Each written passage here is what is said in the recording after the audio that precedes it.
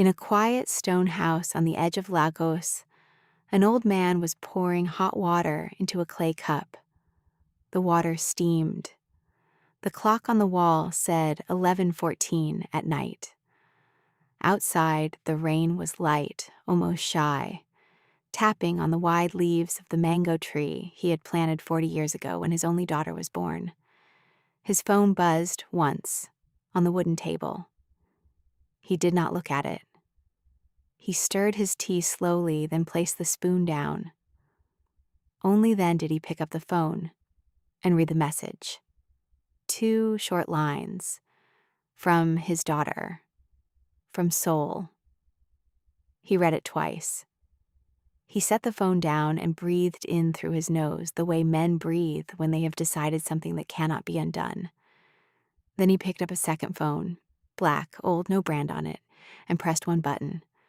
A voice answered on the first ring. "Sir." The old man's voice did not rise. It did not shake. It was quieter than the rain. "Buy it," he said. "Every share, every voting right, every small piece of paper that says someone owns part of Han Capital Group. By sunrise in Seoul, I want it all in my daughter's name." The voice on the other side said only one word. "Understood." The old man hung up. He picked up his tea. He took a slow sip. In Seoul, 14 hours earlier, his daughter Mira had been laughing politely at a dinner table where her husband had just made a joke about her stomach. The chandelier above the long dining table was made of 2,000 pieces of cut crystal. Mira counted them once during a boring quarterly meeting 2 years ago. Tonight, she did not count them. Tonight, she just watched the light bounce off them and tried to breathe slowly through her nose, the way her mother had taught her when she was a small girl in Lagos, and other children laughed at her braids. She was 7 months pregnant. Her dress was deep emerald green. Her hair was pulled back. Her hands rested on her belly under the table where no one could see them shake.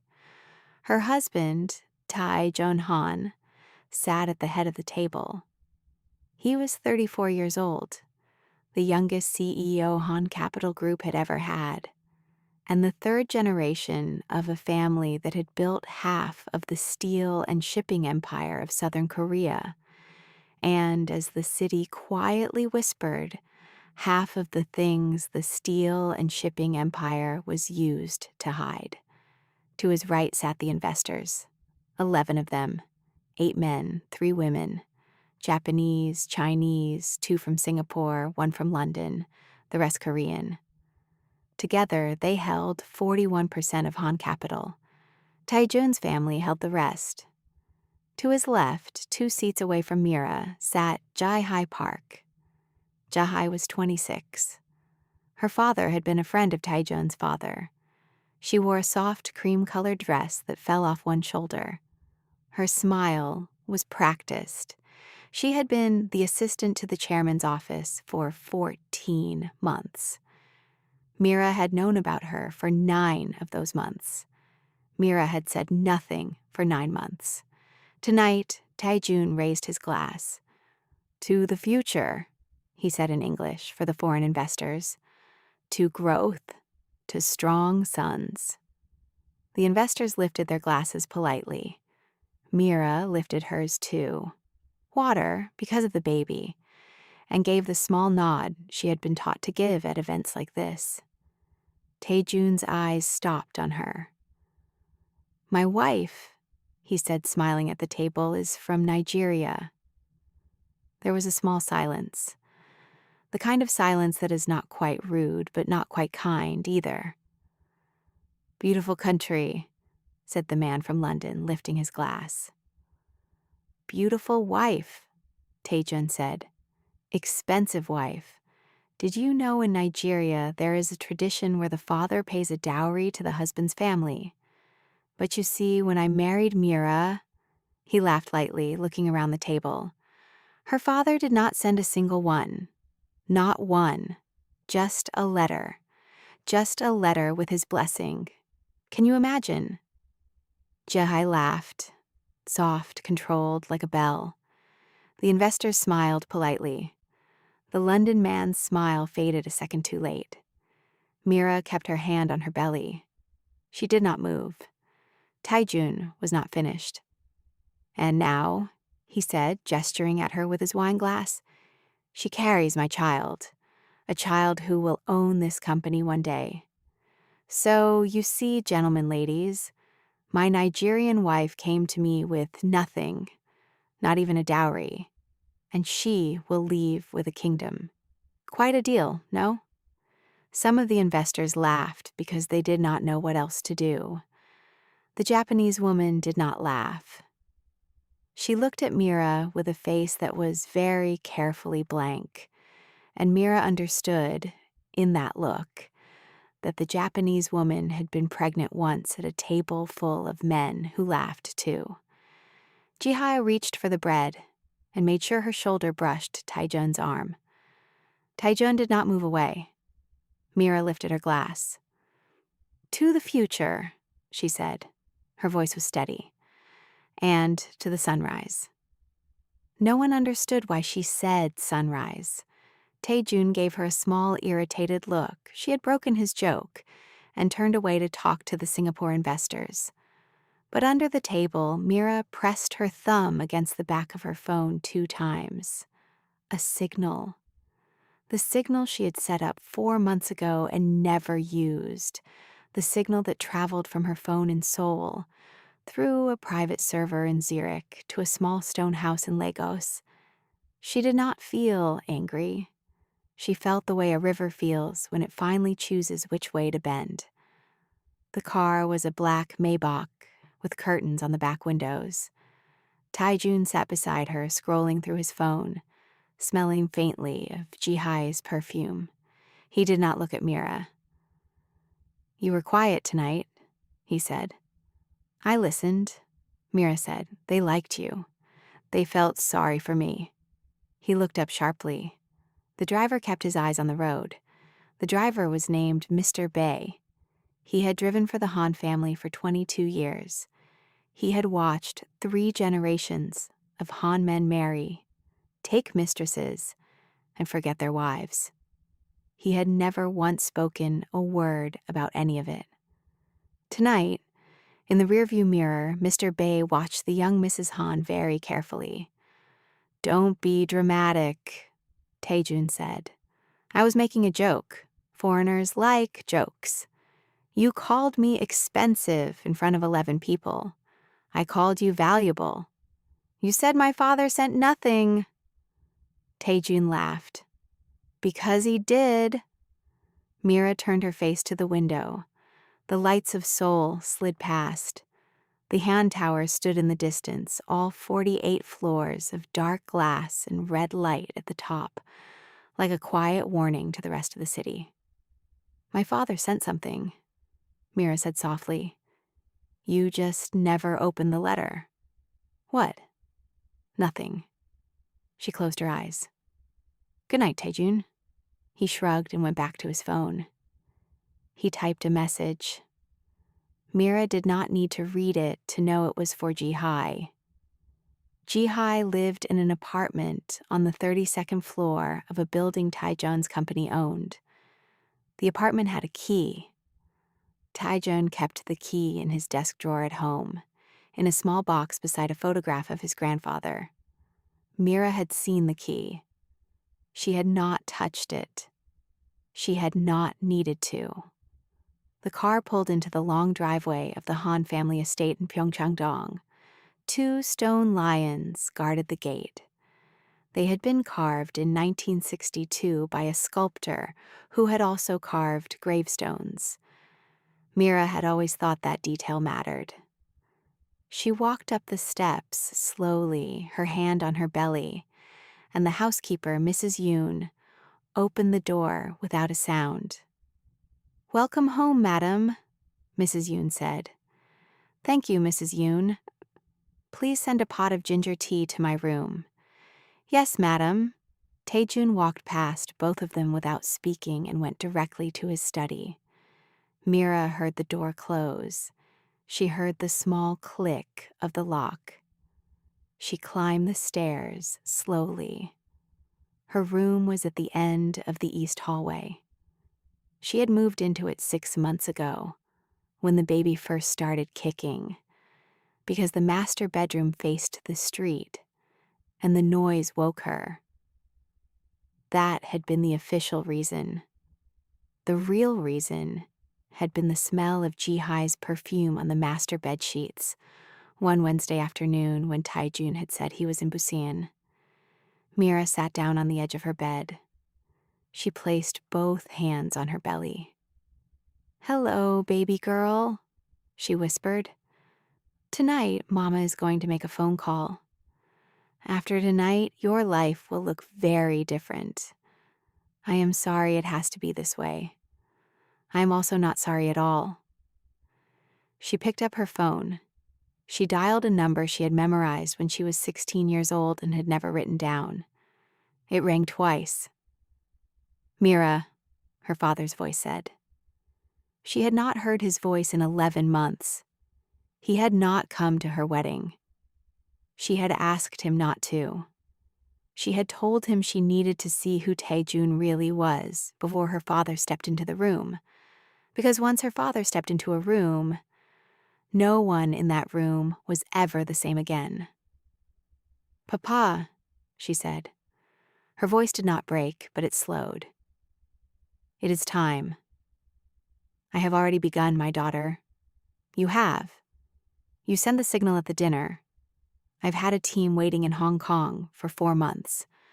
The first share moved at 10 o'clock Seoul time. By sunrise, it will be done." Mira closed her eyes. A single tear ran down her cheek. She did not wipe it away. "He humiliated me in front of investors, Papa. He said you sent nothing." There was a small pause. Then her father said very quietly, "He will learn what I sent." "What did you send?" "I sent you, Mira. I sent the only thing I have ever loved more than my own life. He did not know how to receive that gift. So now I will take it back, and I will take everything that surrounds it." Mira pressed her palm flat against her belly. The baby moved, small and slow, just under her hand. "Papa," she said, "don't kill him." There was a longer pause this time, the longest of her life. "I won't," her father said. "Death is mercy. I will leave him alive, awake and watching." "Thank you, Papa." "Sleep, Mira. When you wake, the world will have already turned." She hung up. She drank her ginger tea. She lay down on her side, her hand on her stomach, and for the first time in 9 months, she slept the deep, clean sleep of a woman who has finally stopped waiting for a man to become someone he is not. Taejun was on the phone with Jihee. "He embarrassed her tonight," Jihai said. "Even I felt bad." She needed it. Taejun was pouring a whiskey. "She has been walking around this house like a queen for months, reminding everyone she is carrying my heir, as if any other woman couldn't carry one." "Could I?" Jihai said softly. He laughed.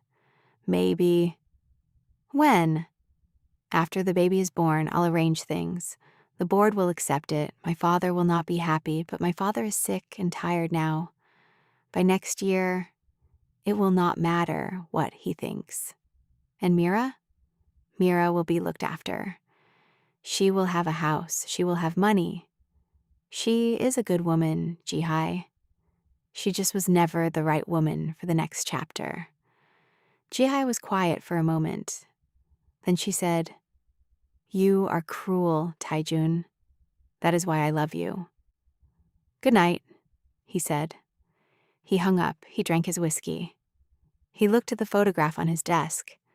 His grandfather, sitting in this same study in 1973, posing with the president of South Korea.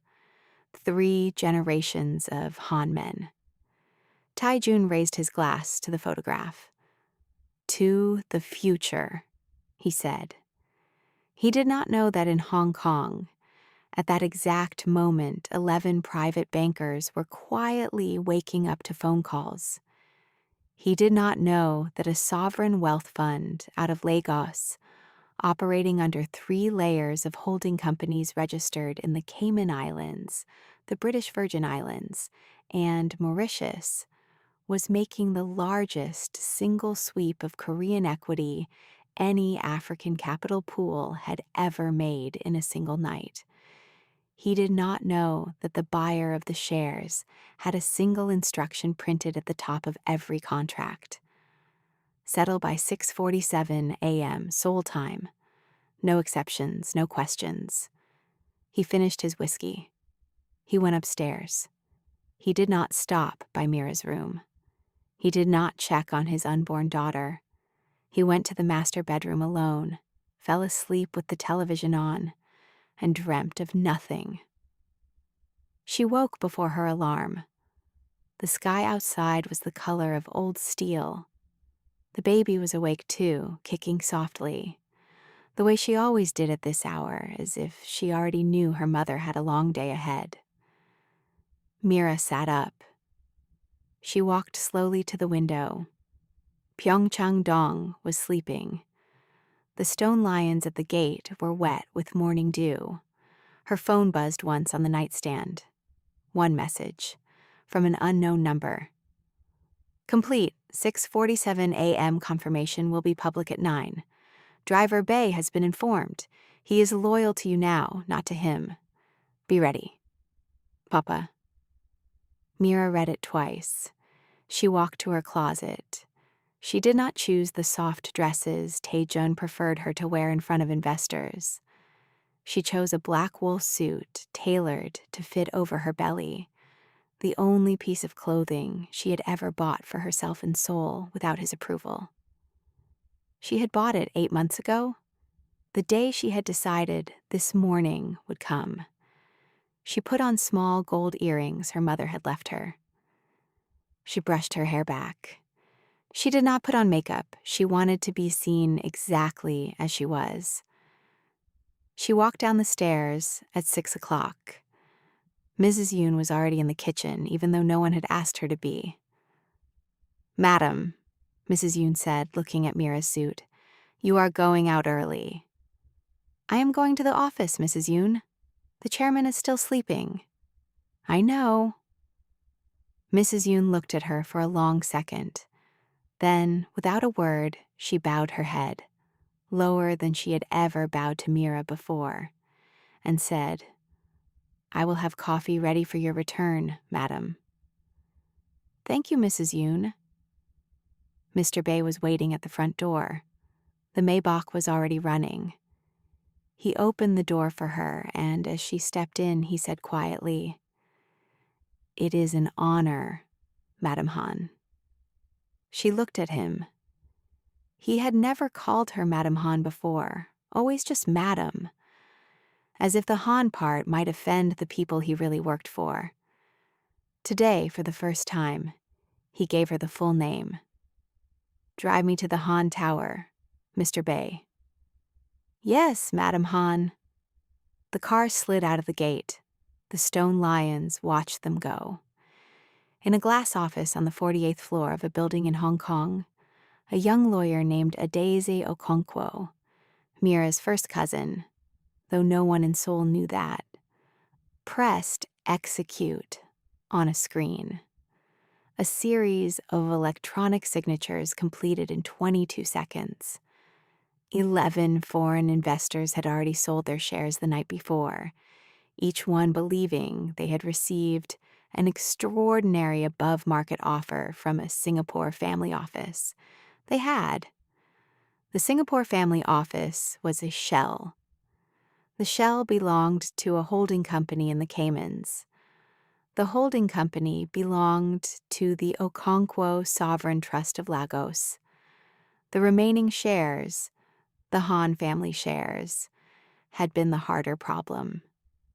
The Han family held 59% through a complicated web of cross-holdings, foundations, and a charitable trust set up in 1981. Adayes had spent 4 months mapping that web. She had found one weakness: a quiet uncle, Taejun's father's younger brother, named Han Seo-jin, who held 12% through a private vehicle and who had been pushed out of the family business in 2003 after a quarrel over his Filipino-Korean wife. Han Seo-jin had been waiting 22 years for someone to call him. Adayes had called him in February. He had sold his 12% 3 weeks ago quietly into a trust controlled by Mira's father at a price 2.5 times market value. That left 47% in the Han family's main vehicles. And here was the second weakness Adayes had found. The family vehicles were governed by a 1992 shareholder agreement that included a clause almost no one remembered. A clause her father's lawyers had spotted on page 184 of a 211-page document. The clause said that if any single party legally acquired a controlling 51% of the company through public market trades and direct purchases, all remaining family vehicle shares would automatically convert into non-voting status for a period of 90 days, while a forced buyout was negotiated. In other words, once Mira's father crossed 51%, the Han family's 47% would lose their vote for 3 full months, and the new owner could install any board he wished. The transfer crossed 53.1% at 6:47 a.m. The Han family's shares went silent. A new chairman could now be named. Adayes picked up her phone. "It is done." In Lagos, the old man, who had not slept that night, simply said, "Thank you, my child." In Seoul, Mira's car was pulling up in front of the Han Tower. The board of Han Capital Group met every Tuesday at 8 a.m. sharp on the 48th floor. Mira had attended exactly 2 of these meetings in 2 years of marriage, both as a ceremonial guest, both standing in the corner like an exhibit. Today she walked into the boardroom at 7:10, 50 minutes early. The room was empty except for the security guard at the door, who saw her, hesitated, and then said, "Madam Han, the meeting is not until 8. "I know," she said. "Please send Director Lim and Director Cho up, and the corporate secretary, and the chief legal officer. Now." He hesitated again. She looked at him. He bowed quickly and reached for his radio. Within 12 minutes, the 4 people she had named were in the room. Director Lim, 61 years old, a veteran of the company since 1989. Director Cho, 54. The corporate secretary, a small, careful man named Mr. Yang. And the chief legal officer, Ms. Kang, 38, who had been the youngest woman ever to make partner at the firm before joining Han Capital 3 years ago. All 4 of them looked at Mira and did not know what to say. She gestured at the chairs. "Please sit." They sat. Mira slid a tablet across the polished black wood of the boardroom table. It rotated to face Director Lim. "Read it," she said. Director Lim read. His face did not move at first. Then it moved a great deal. He handed the tablet to Director Cho without speaking. Cho read. Cho handed it to Mr. Zhang. Zhang read. Zhang's hands began to tremble. Ms. Kang read last. Ms. Kang did not tremble. She put the tablet down, looked Mira directly in the eye, and said very quietly, "Madam Han, you are now the controlling shareholder of Han Capital Group." "I am," Mira said. "Technically, my father is, but he has assigned all voting rights, in writing, to me. The documents are in front of you. Please verify them with the Korea Exchange and with the Financial Services Commission. I have already filed the required notifications. You will see the public filing at 9 a.m. Director Lim spoke for the first time. His voice was hoarse. Madam Han, your husband, my husband, Mira said, is currently asleep at home. He does not know yet. He will know in approximately 30 minutes when his assistant calls him. By then, I would like 3 things to be in place. She held up one finger. 1. The 8 a.m. board meeting will proceed as scheduled. I will be present.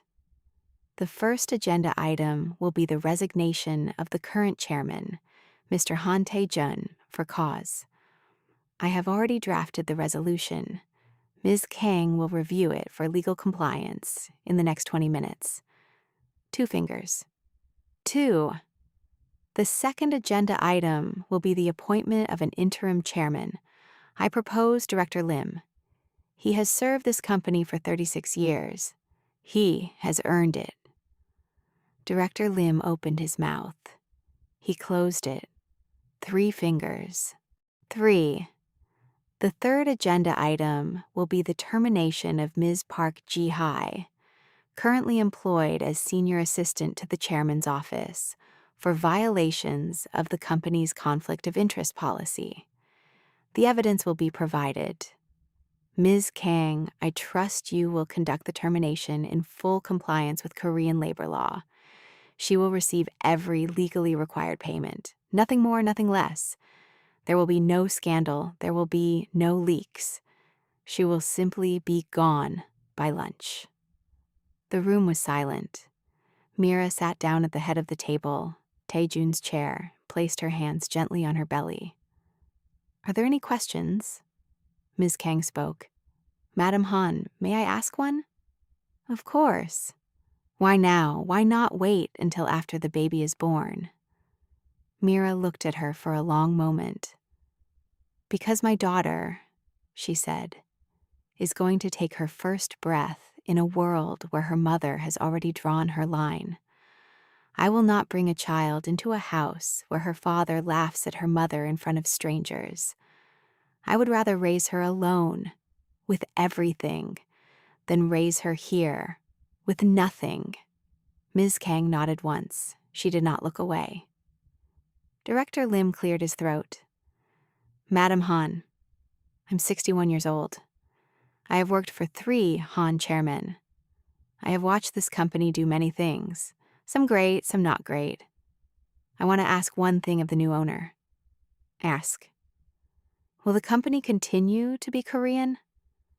Mira smiled for the first time that morning. A small, real smile. Director Lim, this company will continue to be Korean. The headquarters will remain in Seoul. The workers will keep their jobs. The pension fund will be strengthened, not weakened. My father has no interest in moving Korean assets out of Korea. He is interested in one thing only: that my daughter, when she grows up, can walk into any room in this country and not be called expensive. Director Lim bowed his head. Then I will serve, he said. His phone was ringing. It had been ringing for 6 minutes. He had not heard the first 5 minutes. He answered now, eyes still half closed. What? Sir? It was his personal assistant, Min-ho. Min-ho's voice was strange, stripped. Sir, please come to the office immediately. What time is it? 7:38, sir. The meeting is at 8. I'm coming at 7:55, like always. Sir. A pause. There is no meeting at 8. There's a different meeting at 8. Sir, please, I cannot say more on the phone. Please come. Tae-jun sat up. Something cold moved across his chest. Not fear exactly. Not yet. A small, polite warning, the way a wave touches a man's ankle before the tide comes. Min-ho, what is happening? Sir, the share price is halted. The exchange suspended trading at 7:15 this morning. A filing is coming at 9. Sir, your father has been calling you, your uncle too. Sir? My uncle? Taejun stood up. Which uncle? Seo Jin, sir, from Busan. Taejun had not spoken to Seo Jin in 5 years. He stopped moving. Minho, where's my wife? Sir. A long pause. She is in the boardroom. She has been there since 7:10. The cold wave at his ankles became a cold wave at his knees. What is she doing in the boardroom? Sir, please come. Taejun hung up. He dressed faster than he had ever dressed in his life. He did not knock on Mira's door. He did not stop to check. He went down the stairs 3 at a time. The Maybach was not in the driveway. He shouted for Mr. Bay. Mr. Bay did not come. Mrs. Yoon was in the kitchen. Mrs. Yoon, where's the car? Madam Han took it to the office, sir, at 6. Madam Han is at the office. Yes, sir. He stared at her. Mrs. Yoon did not move. He called for the second driver. The second driver pulled the spare car around in 2 minutes. Taejun got in. Han Tower, now. The car shot out of the gate. The stone lions watched it go. In the back seat, Taejun finally looked at his phone. 46 missed calls. 11 from his father. 5 from his uncle Seo Jin. 3 from Ji-hai. The rest from the board, from the lawyers, from people he had not heard from in years. He opened the news app. The top headline was already there, posted by a financial blog 3 minutes ago. Breaking. Hostile takeover of Han Capital Group suspected. Trading halted. Mysterious Singapore vehicle accumulates over 53%. Source of funds, unknown. He scrolled. The next headline, posted 2 minutes ago. Update. Sources within Han Capital suggest the buyer is not Singapore-based. Buyer believed to be African sovereign wealth.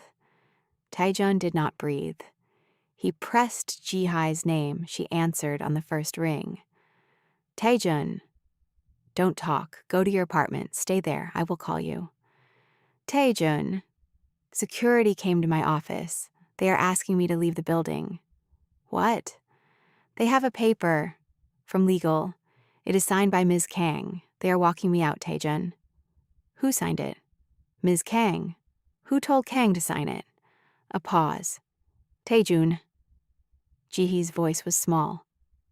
Mira did. Taejun closed his eyes. The cold wave was at his chest now. Taejun walked into the boardroom at exactly 8 o'clock. He had run from the elevator. His tie was crooked. He did not stop to fix it. The room was full. All 12 directors were there. The chief legal officer, the chief financial officer, the corporate secretary, 2 outside auditors, a representative from the Korea Exchange, and at the head of the table, his chair, his grandfather's chair, sat Mira. She was not standing. She was not crying. She was not angry. She was not crying. She was not angry. She was simply sitting in his chair, her hands folded on the table in front of her, her green eyes calm. He had never noticed before how green her eyes really were. They were the color of the leaves on the mango tree in her father's garden in Lagos. Though he had never been to Lagos, and he would never see that tree. Mira, his voice cracked. What is this? Sit down, Taejun. This is my chair. Not anymore, Director Lim said quietly from the seat to Mira's right. Please sit, Mr. Han. Taejun looked around the room. He found no friends. He found no allies. He found only the silent, careful faces of 12 directors who had already read the documents, already verified the filings, already understood that the chairman they had served for 4 years was, as of 43 minutes ago, a man with no shares, no votes, and no power. He sat down in a chair at the far end of the table. the chair for guests. Ms. Kang stood. "Item 1 on the agenda," she said. "Resolution to remove Mr. Hain Tae-jun as chairman of Hain Capital Group for cause. Cause includes 1. Conflict of interest involving a senior employee with whom the chairman has maintained an undisclosed personal relationship. 2. Repeated use of company funds for personal travel and personal residences for said employee. 3.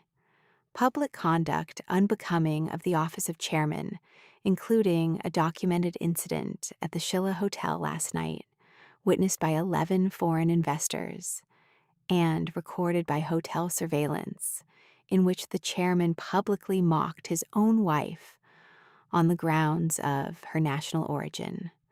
The board notes that this conduct by itself may constitute a violation of the company's diversity and dignity statement, ratified in 2021. Tae-jun's mouth opened. Nothing came out. "All in favor," Ms. Kang said. 11 hands went up, every director except Tae-jun himself. "Motion carries. Mr. Han Tae-jun is removed as chairman, effective immediately." Mira finally spoke. "Tae-jun," her voice was even, "you will be allowed to retain your personal apartment in Cheongdam. You will be allowed to retain the private car registered in your personal name. You will not be allowed to enter this building again without written permission from the new chairman. Your access cards will be deactivated at the end of this meeting. Mira," his voice broke. "Mira, please." "I am not finished." He closed his mouth. "Tae-jun, I'm going to keep this baby. I'm going to raise her in Seoul because Seoul is her city, the same way Lagos is mine. I am going to give her your last name because she is your daughter, and I will never lie to her about that. But you will not see her unless she asks for you. And if she asks for you when she is old enough to ask, I will let her see you, and you will tell her the truth about what you did. Not the polished version, the truth. Do you understand me?" He stared at her. "Do you understand me, Tae-jun?" "Yes." It came out as a whisper. "Item 2, Ms. Kang said. The meeting continued. Director Lim was appointed interim chairman.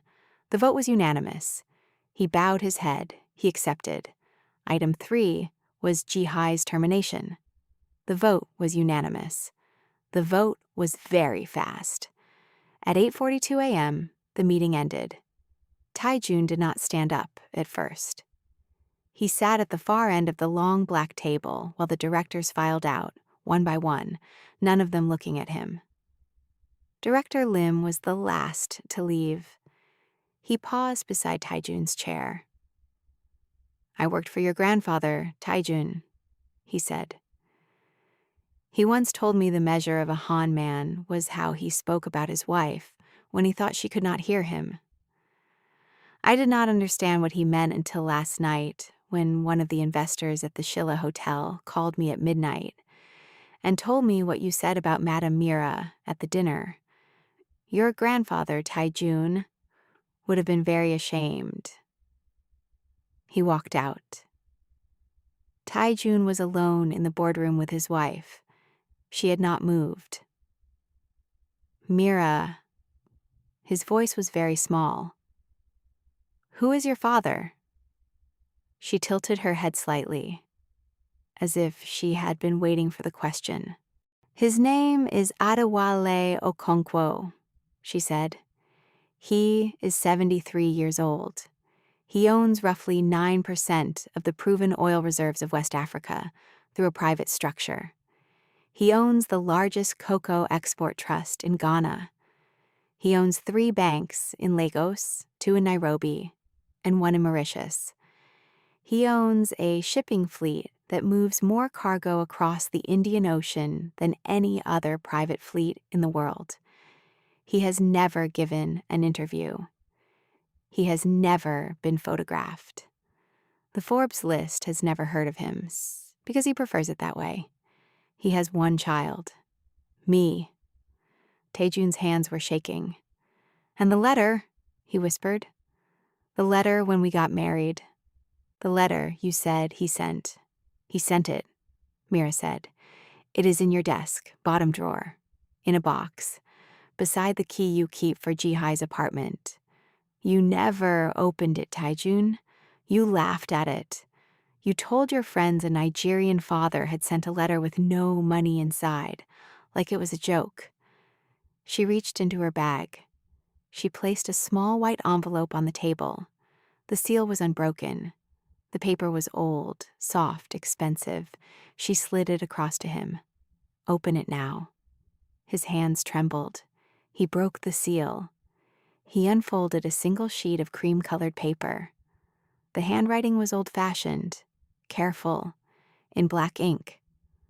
To Mr. Han Taejun, my daughter has chosen you. That is the only sentence in this letter that matters. The other sentences are simply a courtesy. I have not sent money. My daughter is not a transaction.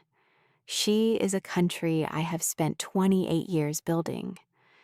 If you treat her as a country, with respect for her borders, her language, and her people, then everything I own will one day belong to your children, and they will belong to her. If you do not, then on a morning of my choosing, I will take from you every small thing you believed was yours, beginning with the company that bears your name. I will not warn you twice. This letter is the first warning. It is also the last. Welcome to my family, my son. Adewale Okonkwo Taejun read it twice. His hand went to his mouth.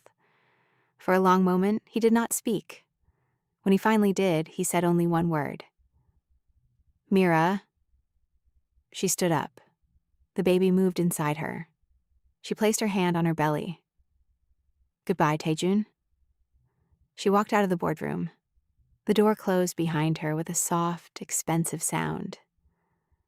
Jihai was packing a suitcase when Mira knocked on the door. Jihai opened it and froze. For a long second, neither woman spoke. Jihai was wearing yoga clothes. Her face was bare. She looked younger without the makeup. 26, barely older than a college student. May I come in? Mira asked. Jihai did not answer. She stepped aside. Mira walked in slowly. She looked around. The apartment was beautiful, 3,000 square feet, floor-to-ceiling windows, a view of the river, a black grand piano in the corner, a pair of red high heels by the door. Mira sat down on the white sofa. Sit, Jihai. Jihai sat across from her, on the edge of an armchair, like she was waiting to be sentenced. I have not come to fight with you, Mira said. Jihai said nothing. I have come to tell you 3 things. Listen carefully. Then I will leave, and you and I will never speak again. Jihai nodded. 1. Mira held up a finger. You will leave this apartment by tonight. The apartment is owned by Han Capital. The lease was paid by company funds. The lease is now terminated. There will be a moving service downstairs at 7. They will help you. They will be polite. Do not refuse them. Jihai nodded again. 2. Mira held up a second finger. I am not going to ruin you. I could send the police every text message you sent my husband. I could send your father every photograph. I could publish your name in every newspaper. I will not. You are 26 years old. You made a stupid choice. I was 26 once. I made stupid choices too. Mine did not hurt other women, but only because I never had the chance. So I will not destroy you, Jihai. But I want you to remember every day for the rest of your life that I could have, and I chose not to. Do you understand me? Jihai's eyes were wet. Yes, Madam Han. 3. Mira's voice softened only slightly. Whoever you become next, Jihai, become someone who would have refused him. Do you understand? Jihai lowered her head. A tear ran down her face. She nodded. Mira stood up. She walked to the door. She paused there with her hand on the frame, and she looked back over her shoulder. Goodbye, Jihai. She left. The old man was sitting on his porch when the call came. Papa, Mira said. My daughter. It is done. I know. Papa, will you come to Seoul for the birth? There was a long silence. Mira, I have not boarded an airplane in 11 years. I know, Papa. But for my granddaughter, he said slowly, I will board one. Mira smiled. The tears finally came. Not the angry tears of the night before, the clean tears of a woman who has put down a heavy thing and discovered that her arms still work. Papa, what is her name? The baby. I want you to name her. The old man was quiet for a long time. The rain in Lagos had stopped. The mango tree was wet and bright in the afternoon sun. Adaora, he said. It means daughter of all, because she will belong to two worlds, my Mira. She will belong to Africa, and she will belong to Korea, and one day she will look at a map and not feel small in either place. Mira closed her eyes. Adaora, she said. Adaora Han. Adaora Han Okonkwo, her father corrected gently. 3 names, my daughter. One for her father's country, one for her mother's country, and one for the country she will build for herself. Mira pressed her hand against her belly. Did you hear that, my love? She whispered. Did you hear, Grandpapa? Inside her, the baby kicked, once strong, clean. Adora Han Okonkwo was born on a clear Tuesday morning at 6:47 a.m. Mira had not chosen the time. The baby had chosen it. Outside the hospital window, the sun was rising over Seoul. The new chairman of Han Capital Group, Director Lim, sent flowers. The company sent flowers. The Korea Exchange sent flowers. 11 foreign investors sent flowers. Mrs. Yoon, the housekeeper, came in person and held the baby for 10 minutes and cried. Adewale Okonkwo, who had not boarded an airplane in 11 years, was sitting in the chair beside Mira's bed. He had arrived 3 days before the birth. He had brought 1 suitcase. The suitcase contained 2 suits, a Bible and a single mango leaf from the tree in his garden, pressed flat in an envelope. He held his granddaughter for the first time at 7 o'clock that morning. He was 73 years old. He had built a private empire on 3 continents. He had ended men's lives with a single phone call. He had never once cried in public. He cried that morning. Mira watched him. She did not say anything. In the corner of the room, on a small television, no one was watching. A Korean business news program was running. Across the bottom of the screen, a headline scrolled. Former chairman Han Tae-jun, spotted in Busan, begins new job at mid-sized logistics firm. Mira read it. She did not feel anger. She did not feel pity. She felt nothing at all, which surprised her because for a long time she had thought she would feel something forever. She looked at her daughter in her father's arms. She felt something then. It was not nothing. It was peace. On the first birthday of Adaora Han Okonkwo, a small private ceremony was held at the Han family estate in Pyeongchang-dong. The estate now belonged to Mira. The stone lions at the gate had been polished. A new tree had been planted in the front garden.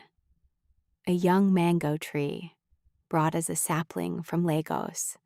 The first mango tree ever planted in Pyeongchang-dong, which the gardener said would probably not survive the Korean winter, which Mira had insisted on planting anyway. The mango tree survived. It was small that year. It would survive the next year too, and the year after that, and the year after that.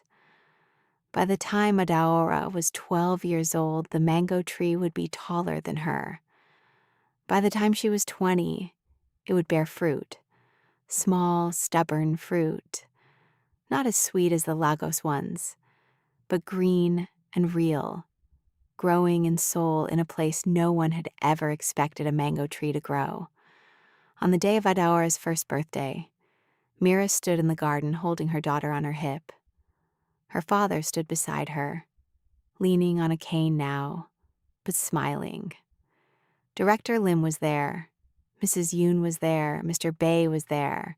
Ms. Kang was there. A car pulled up at the gate. It was an old car, not expensive.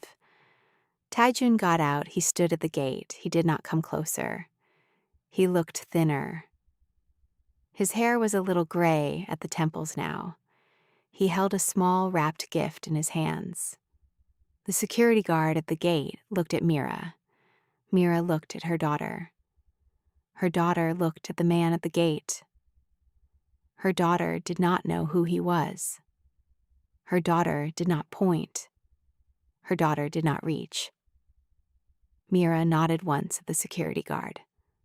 The guard let Taejun through the gate, but no further than the front step. Mira walked to him slowly, the baby on her hip. Taejun did not look up. He held out the small wrapped gift. "For her," he said.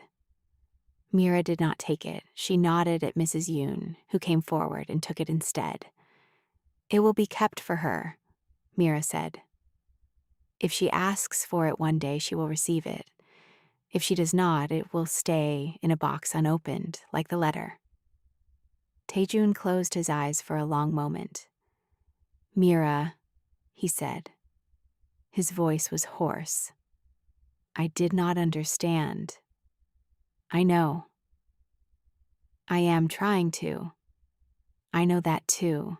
He looked at his daughter then, for the first time. Adaora looked back at him with eyes that were the green of mango leaves, and she did not smile, but she did not cry either. She tilted her head. She looked at him the way a small queen looks at a stranger. Then she turned her face back into her mother's neck. Taejun nodded. He understood. He walked back through the gate. He got into his old car. He drove away. Mira watched him go. She stood in the garden of the house that was now hers, holding the daughter who was now hers, beside the father who had always been hers, beside the small mango tree that should not have survived a Seoul winter but had. She thought about the night at the Shilla Hotel, the crystal chandelier, the 11 investors, the joke about her father, the wine in her husband's glass. And then she thought about her father's voice on the phone that night. "Buy it. Every share by sunrise." She kissed the top of her daughter's head. Adaora reached up with one small hand and grabbed a piece of her mother's hair, the way babies do when they have decided something belongs to them. "Yes, my love," Mira whispered. "It belongs to you, all of it." The sun moved slowly over the garden. The mango tree's leaves shook in a small Seoul wind, and somewhere far away, in a stone house in Lagos, an old man's phone, the black one with no brand on it, sat silent on a wooden table beside a clay cup of tea. It would not ring again for a long, long time,